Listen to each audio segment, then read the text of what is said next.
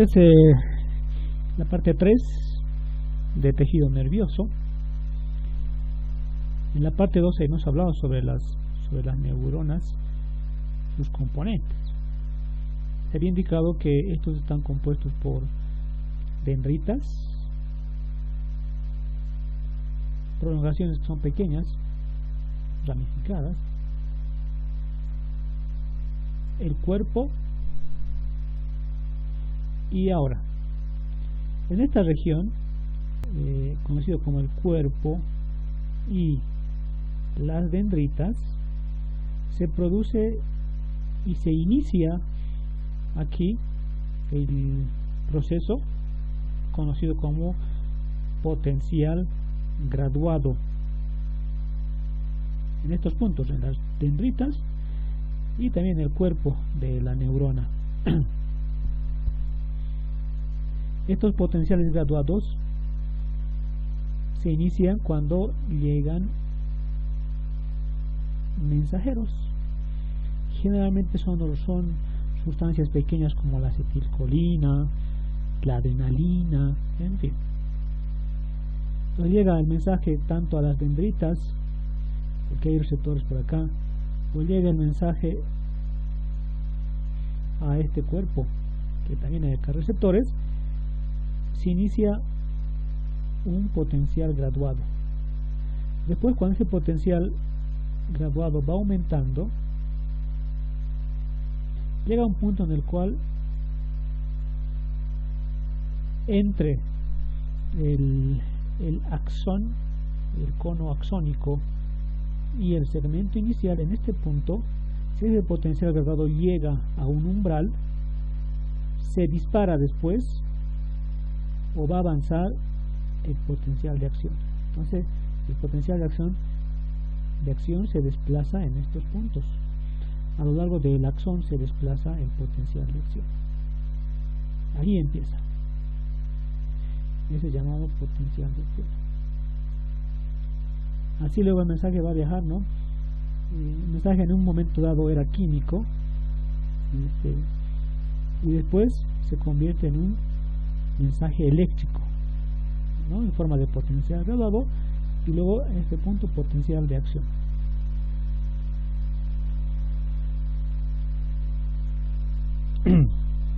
Ahora, las neuronas se van a clasificar de acuerdo a su anatomía de la siguiente manera. Las llamadas neuronas multipolares tienen varias dendritas, ¿sí? Tienen aquí varias dendritas, muchas dendritas, ¿no? Muchas dendritas. Y tienen un solo axón con sus respectivas terminales axónicas. Así son las neuronas multipolares, muchas dendritas y un solo axón. Ubicación en el encéfalo y también luego la médula espinal. Es decir, está en el sistema nervioso central. Además están en las neuronas que salen del encéfalo y también de la médula espinal, las que salen, es decir, las que están llevando impulsos motores, es decir, las neuronas de tipo motora, neuronas motoras. Entonces estas neuronas motoras tienen esa característica, son multipolares. Tenemos las neuronas bipolares. Estas tienen una dendrita principal, luego las demás son secundarias. Estas son secundarias. La que importa es esta para la clasificación, una dendrita y luego un solo axón. Son neuronas bipolares. Ubicación, ojo, oído interno, más o menos en este punto, ¿no? Ahí, oído interno, y también el área de la olfacción, ¿no? La nariz, más o menos en este punto por acá, ahí, y vamos a encontrar estas neuronas llamadas así bipolares. Neurona bipolar, neuronas que hay en el ojo. neuronas que hay en el oído interno, neuronas que hay en la parte olfatoria, bulbo olfatorio un poco más hacia abajo. Tercer grupo de neuronas, las llamadas neuronas unipolares. Estas tienen dendritas, una principal, la cual después se va a fusionar o se va a unir con un axón. Entonces, tanto el axón, la prolongación central del axón, y las dendritas se van a unir en un punto en el cual después ambos se ponen en contacto con el cuerpo celular de la neurona. Generalmente este tipo de neuronas unipolares actúan como receptores. ¿Ya? Van a actuar como receptores. Es decir, van a detectar un estímulo sensitivo, por ejemplo, como tacto, presión, dolor, temperatura. Esa es la clasificación anatómica de las neuronas. Las multipolares, las bipolares y después las unipolares. Para entender órganos de los sentidos, necesitamos recordar entonces qué tipos de neuronas hay pues en ojo, oído y también nariz. Principalmente entonces a no olvidarse, ¿no? Y para entender el sistema nervioso hay que recordar entonces que las neuronas de tipo motora, ya, neuronas de tipo motora habían sido neuronas multipolares. Neuronas motoras, aquí te dando ya un ejemplo, ¿no? de la función de la neurona. Y justamente esta es la segunda clasificación. Es la segunda clasificación de las neuronas. Antes de esto, también se incluye a veces en la clasificación anatómica que si la célula, por ejemplo, es triangular o tiene una forma específica, se la nombra de acuerdo a la forma que tenga, ¿no? Una célula piramidal, por ejemplo, la que se encuentran en la corteza cerebral, por ser la característica, corteza cerebral, cerebelo, cerebro, a ver, el cursor no me ayuda, cerebro, bulbo, protuberancia, mesencéfalo, diencéfalo, ¿no? Este cerebelo, y luego por acá está la médula espinal. Todo esto es la médula espinal. Cuando se refiere a corteza cerebral se refiere a esta parte del cerebro. Ahí, entonces a esta parte se refieren a la parte superficial del cerebro. A esa parte nos indica corteza cerebral. Corteza cerebral. ¿Qué células hay en la corteza cerebral? Hay células de tipo piramidal, según su forma. Algunos autores le ponen el nombre de su apellido a la neurona que descubre. Por ejemplo, las de Purkinje. Son células que se ha descubierto un señor con el apellido Purkinje y luego le dio nombre, ¿no? Célula de Purkinje ahí. Vamos a encontrar estas células de Purkinje acá, ya en el cerebelo.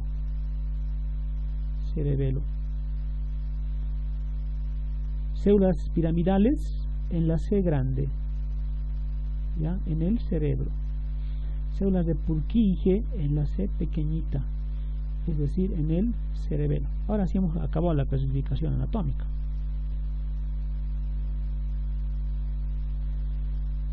La otra clasificación es de acuerdo a la función que cumple la neurona. Es decir, es una clasificación de tipo fisiológica. Es una clasificación de tipo funcional. Según esta clasificación tenemos tres tipos de neuronas.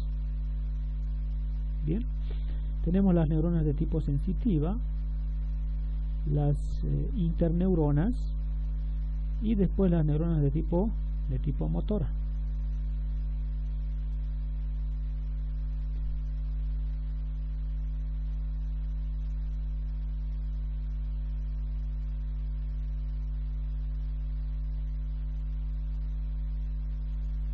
Estamos retrocediendo a esta diapositiva, la cual hemos hablado en la primera clase.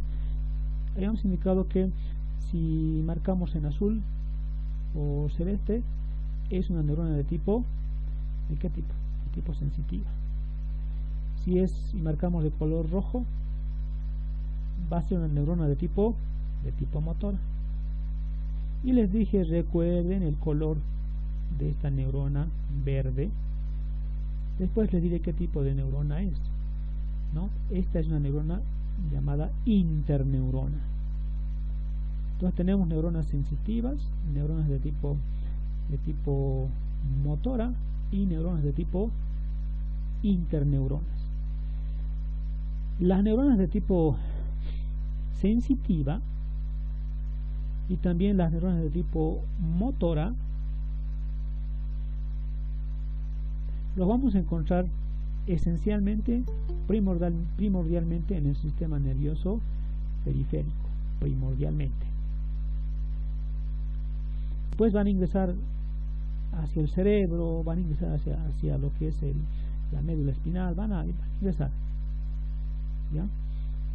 Pero identificamos mejor aquí entonces el sistema nervioso periférico. En cambio que las interneuronas son exclusivas del encéfalo y también de la médula espinal. Esto vamos a describir a continuación. Entonces ahora la clasificación funcional de estas neuronas.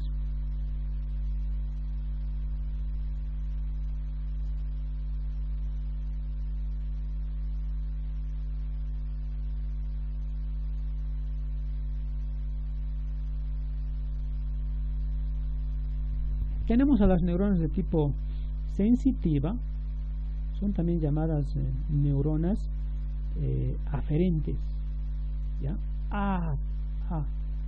Adentro, dice, ¿ya? ¿Por qué van a ingresar?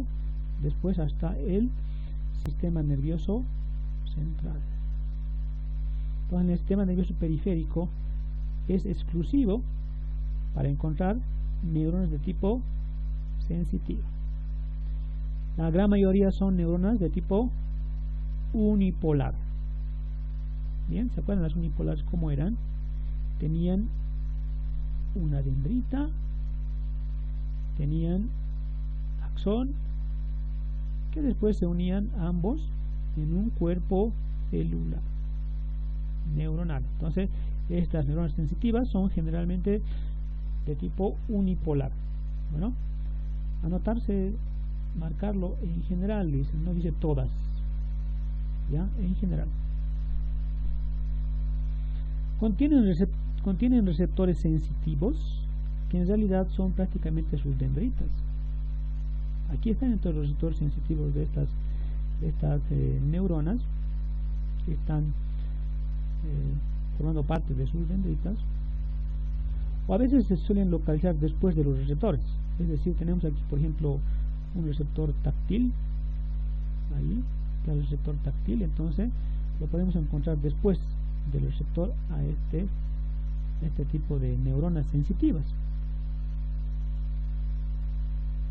Una vez que se ha producido el estímulo adecuado, se genera un potencial, ya, que después ese potencial viaja a lo largo, aquí en este punto ya, de su axón. Va a viajar ese mensaje, ese potencial de acción, y se va a dirigir luego hacia dónde, hacia el sistema nervioso central, para ponerse en contacto con una neurona. En este caso es la segunda en la clasificación, ¿ya? O la tercera aquí en su descripción, llamadas las interneuronas. Estas interneuronas, o también llamadas neuronas de asociación, interneuronas o neuronas de asociación, son las neuronas verdes que les he mostrado hace un momento. Estas eran las azules. Estas son las neuronas entonces de tipo verde. Se localizan fundamentalmente en el sistema nervioso central entonces. Y aquí la palabra también dice, ¿no? En general, ya son neuronas de tipo multipolar. Es decir, son neuronas que tienen varias dendritas, 1, 2, 3 de ahí, y luego tienen un solo axón. Entonces el impulso nervioso siempre va a ser desde las dendritas, el cuerpo, a lo largo del axón. Siempre va a ser así. También con las unipolares, ¿no? Aquí está la dendrita, ahí, acá, y luego está el axón, ¿no? Bueno, tomando parte de eso. Así son las interneuronas, o también llamadas neuronas de asociación. Se localizan fundamentalmente en el sistema nervioso. Están ubicadas entre las neuronas de tipo sensitiva, ahí, estas, y entre las terceras en la descripción, las segundas aquí en su libro, ¿ya? Las neuronas de tipo motoras, ahí se encuentran. La tarea de estas interneuronas se ha dicho también, y como están ubicadas en el sistema nervioso central, van a procesar la información. La información que viene de la vía sensitiva la van a procesar. Y después, una vez que procesen la información, van a emitir un potencial, un impulso nervioso que se va a dirigir a un punto de contacto hacia la neurona de tipo motora. Entonces se van a activar luego neuronas motoras, pero ojo, adecuadas, ¿no? No va a ser cualquiera, una adecuada de acuerdo al estímulo que se ha generado o se está llevando acá. Estas neuronas, la gran mayoría son entonces multipolares, repetimos nuevamente. Su función es de procesar la información. Estas son principalmente receptores sensitivos, ¿no? Receptores sensitivos. Estas procesan la información. Y por último tenemos a las neuronas llamadas motoras. Estas neuronas motoras, también llamadas eferentes, suelen confundirse neuronas sensitivas con el término aferente o eferente. No. Recuerda entonces, ¿no? Neurona sensitiva, adentro, aferente. Acordate esto. Capaz de confundir. Y después el otro, por lógica, va a ser pues neurona motora o eferente, ¿no? De salida.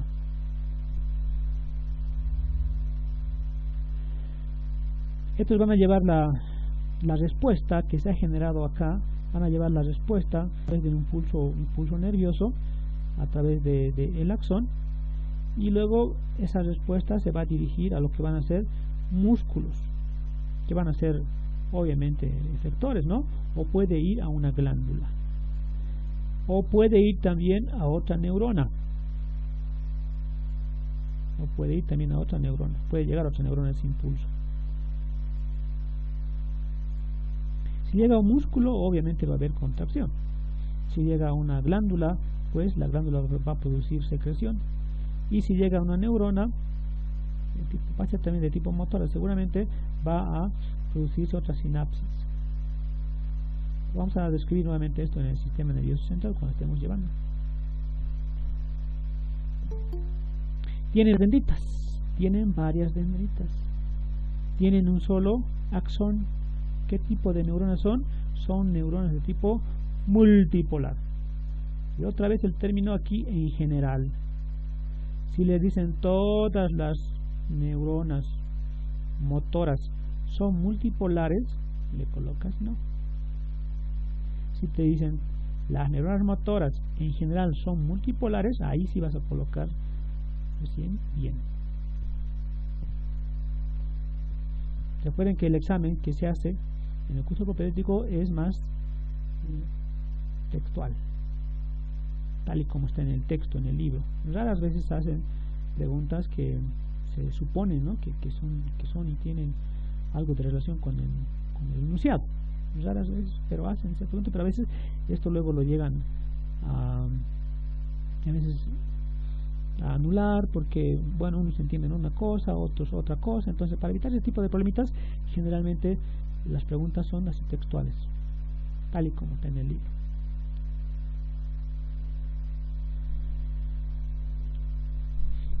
Bien, azul. ¿Qué tipo de neurona es? Neurona de tipo sensitiva. Fíjate cómo está entonces esa neurona de tipo sensitiva. Está llevando un impulso nervioso del receptor sensitivo, está llevando un impulso nervioso. Este por si acaso es el nervio, puede ser nervio espinal, en este es nervio espinal por si acaso, ¿ya? Y ese nervio luego se va a dividir en dos segmentos. Un segmento donde la neurona sensitiva va a ir por detrás, en este caso de la médula espinal. Bueno, ahí. Y luego va a viajar, sigue la neurona sensitiva y va a llegar luego hacia el cerebro. ¿Sí? Va a llegar entonces aquí al cerebro. Y ahí es donde va a encontrar luego una neurona especial, de color verde, que va a ser una interneurona. Ahí. Luego este va a procesar la información, en este caso la presión que se hace al escribir, al intentar escribir, bueno, se hace la presión y queremos escribir, entonces esa información va a viajar por la neurona sensitiva, va a llegar a la médula, de la médula después hacia el cerebro, en el cerebro va a estar y se va a procesar la información, la interneurona, y después se va a poner en contacto con otra interneurona más acá, ahí, y luego en la corteza cerebral se va a procesar la información para la respuesta, en este caso para poder escribir después. Y la respuesta es rojo por si acaso, es decir, es una neurona de tipo motora. Esa respuesta de tipo motora pues irá a los músculos que están formando parte en la mano, en los dedos, para luego poder escribir. Esa va a ser la respuesta.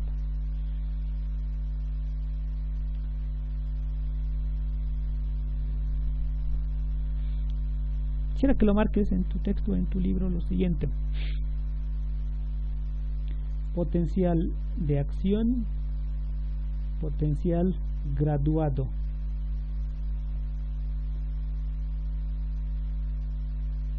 El potencial graduado se genera aquí, ¿ya? Entre la neurona sensitiva y su receptor, o directamente la neurona sensitiva, ¿ya? O su receptor por acá, ¿ya? Entonces aquí está el potencial graduado, aquí se genera, aquí hay un punto de potencial graduado. Luego, toda esta vía que estamos marcando, va a ser un potencial de acción. Esto es simplemente potencial graduado, pequeñito, ¿no? ¿Ya? Pequeñito. Hasta aquí va a llegar. Hasta ahí va a llegar, ¿no? Luego tenemos acá el punto de contacto de una interneurona, ¿no? Entonces aquí también se va a producir otro potencial graduado. Ahí, potencial, pequeñito igual, potencial graduado. El impulso va a viajar a lo largo de la neurona. Ahí, ese va a ser potencial de acción. Y aquí luego otra vez otro punto de contacto entre una neurona y otra. Aquí se genera otro potencial graduado, pequeñito, otro potencial graduado. Luego esta región de acá nuevamente es potencial de acción. Se procesa la información, se genera una respuesta, y en este punto aquí otra vez hay un potencial graduado. Y luego el potencial de acción es todo este. Ahí. Luego aquí otra vez hay un potencial graduado, y luego tenemos nuevamente el potencial de acción.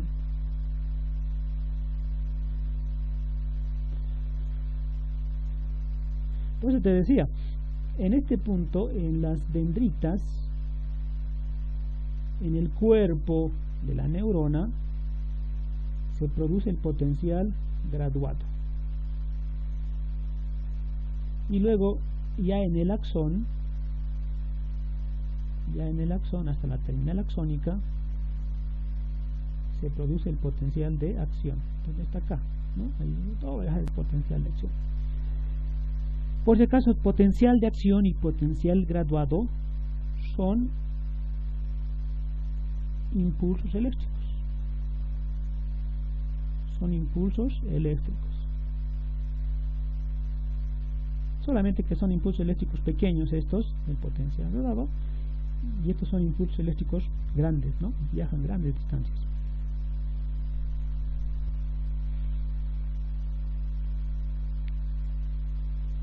Con eso hemos acabado las neuronas. Ahora vamos a describir a las otras células que hay en el sistema nervioso. Son las llamadas células de la neuroglía, o simplemente células de la glía se llaman. Hemos descrito las neuronas. Fíjate acá, es una neurona, ¿no? Ahí está la otra neurona. Aquí luego está la otra neurona. ¿Quién se anima a decirme qué tipo de neurona es, según su función? Según su estructura primero, a ver. Según su estructura, ¿qué tipo de neurona será? ¿Será una neurona multipolar? ¿Será una bipolar? ¿O será una unipolar? A ver, mientras voy describiendo, pero ya voy pensando, ¿no? ¿Será multipolar? ¿Será bipolar? ¿O será unipolar? ¿Qué tipo de neurona será esta? Te voy a decir, aquí hay varias dendritas. ¿Sí? Hay varias dendritas. Y luego tengo aquí un solo axón, nada más. Entonces, ¿qué neurona es? Este tipo de neurona de tipo multipolar. Entonces, ¿dónde está ubicada esta neurona? ¿Qué será esta región? Esto es el encéfalo. Pero que ya se ha acertado. Creo que ya se ha acertado. Ahora, si digo está en el encéfalo, entonces ¿qué neurona luego va a ser? Es una neurona sensitiva, es una neurona motora, o es una interneurona. Por la descripción, pues, es una interneurona. Entonces, ahora sí voy a describir estas células ya, estas que son más pequeñas que las neuronas, estas de acá, ¿no? Hay una pequeñita por acá, ¿no? Una más pequeñita por acá. Todas estas pertenecen al grupo de las células de la glía. Van a representar aproximadamente más de la mitad del volumen del sistema nervioso. Son más pequeñas estas células, como las estamos viendo por ahí, pero son más numerosas. Existen mayor número comparado con las neuronas, aproximadamente entre 5 y 25 más en la neurona. Es decir, por cada neurona que hay, vamos a encontrar por acá entre 5 y 25 células de la neuroglía.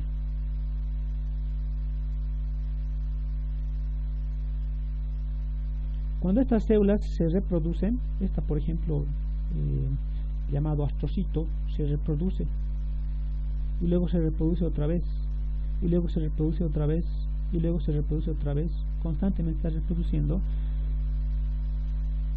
A esto llamamos un tumor, y el tumor después se va a catalogar como un glioma. Cuando exageradamente se están dividiendo, multiplicando estas células de la glía, se forma un tumor y se llama después el tumor glioma.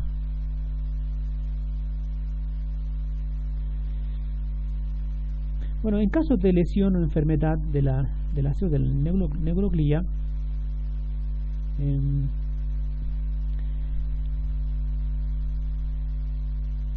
me refiero, en caso de que por ejemplo muera alguna de estas neuronas, ya, entonces esta es la masa encefálica.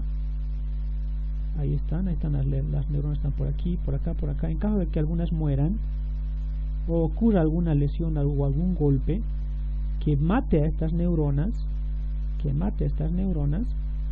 entonces estas células de la glía van a ir a esos puntos y se van a empezar a reproducir ahí. Van a reemplazar a las neuronas que han muerto. Entonces ese espacio va a ser reemplazado por las células de la neuroglía. ¿Cuáles son las células que hay ahora específicamente en el sistema nervioso central? Es decir, células de la neuroglía que estén específicamente en este punto, es decir, en el cerebro, en el cerebelo, en el bulbo, en la protuberancia, en el mesencéfalo, diencéfalo, en el encéfalo y después en esta región, ya en la médula espinal. Entonces, en esta región, llamado sistema nervioso central, ¿qué tipo de células de la neuroglía vamos a encontrar? Vamos a encontrar a los astrocitos. Ahí están, ¿no? Los astrocitos. Tengo por acá unos pequeños y acá tengo otros un poco más grandes, ¿no? Estos pequeños se llaman astrocitos fibrosos. Tienen sus prolongaciones, obviamente. Ahí. Se ponen en contacto incluso algunos con vasos sanguíneos. Y luego tengo el otro grupo llamados los astrocitos protoplasmáticos. Son un poco más grandes, tienen mayor cantidad de prolongaciones y se ponen en contacto con un vaso sanguíneo y también están en contacto con una neurona. Y también están en contacto con lo que es el ventrículo, la pared ventricular. En el encéfalo se pone en contacto con estas células que estamos viendo por acá, llamados los ependimocitos. Pregunta de examen. Fíjate por acá. Estos astrocitos protoplasmáticos, marcalo, esto tienes en tu libro, el dibujo, dice astrocitos protoplasmáticos se van a encontrar en la sustancia gris. En la sustancia gris. En cambio, aquí estos astrocitos fibrosos se van a encontrar en la sustancia blanca. Ya ahí tienes los datos por si acaso. Protoplasmáticos se encuentran en la sustancia gris. Los astrocitos fibrosos se encuentran en la sustancia blanca. Esto es cerebro. La sustancia gris se encuentra en esta región generalmente. Ahí en la corteza se encuentra la sustancia gris. Entonces aquí vamos a encontrar a los astrocitos protoplasmáticos en mayor cantidad. ¿Ya? Esto es cerebro. Ahora, esto es médula espinal. La médula espinal, su sustancia gris está en el centro. ¿Ya? Entonces en el centro de la médula espinal vamos a encontrar astrocitos protoplasmáticos en el centro, en la sustancia gris. La sustancia blanca en el encéfalo, en el cerebro, suele ser esta parte central, la sustancia blanca, aunque hay algo por acá de sustancia gris también, pero la gran mayoría va a ser sustancia blanca, aquí hacia el centro. Entonces ahí, ¿qué tipo de astrocitos vamos a encontrar? Astrocitos de tipo fibroso.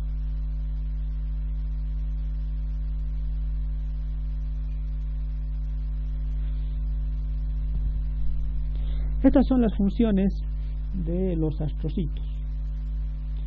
Internamente van a contener microfilamentos que le van a otorgar luego una resistencia llamativa. ¿Ya? Van a ser entonces tan fuertes gracias a esos filamentos por acá, por acá, por acá, por acá, por acá, que van a poder, por ejemplo, sostener un vaso sanguíneo. Fíjate cómo lo está sosteniendo por ahí, ¿no? ¿Ah? Sostener también luego las neuronas esencialmente. Fíjate cómo las está ahí. O acá también, ¿no? Fíjate. Esa va a ser una función. Función 1, sostener neuronas. ¿Ya? Sostener neuronas. Luego, 2, es que estas células se ponen en contacto con los vasos sanguíneos. ¿Ya? Aíslan, separan un vaso sanguíneo de una neurona. La va a proteger. Aquí hay sustancias en el vaso sanguíneo internamente que pueden dañar a la neurona. Entonces, por eso es que las separan un poco a los vasos sanguíneos de las neuronas, estas células. Están en relación con la barrera hematoencefálica, entonces. Ahora, esto en el embrión, los astrocitos pueden secretar sustancias químicas que van a permitir regular, por ejemplo, el crecimiento, la migración, la interconexión entre las neuronas de estas estructuras. Pero esto en el embrión. Entonces va a permitir, a ver, dividite, multiplicate, ¿no? Va a ayudar en ese proceso, pero en la etapa embrionaria. Esa va a ser otra función. En el embrión ayuda a regular el crecimiento, la migración y la interconexión entre las neuronas. Pero esto